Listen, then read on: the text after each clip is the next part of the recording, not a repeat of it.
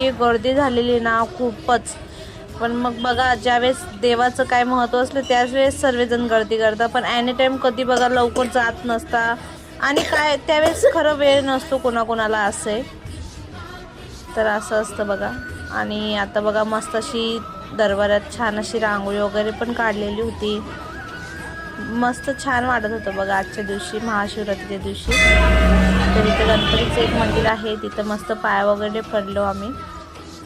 तर आजच्या दिवशी व्यवस्थित अशी पूजासुद्धा करून देत नसता नाही का मंदिरात, कारण की इतकी गर्दी असते ना, फक्त गडबडीत गडबडीत म्हणजे आपलं डोकं शांतच होत नाही तिथं, म्हणजे की इतकी गडबड असते. फक्त आपल्याला पटकन असे पाया पडायचे आणि बाहेर निघायचं असंच राहतं तिथं, म्हणजे फक्त गडबड करत असता. तर बघू शकता किती लोक मस्त असे जमा झालेले, अभिषेक वगैरे करताय. तर तुम्ही पण दर्शन करून घ्या.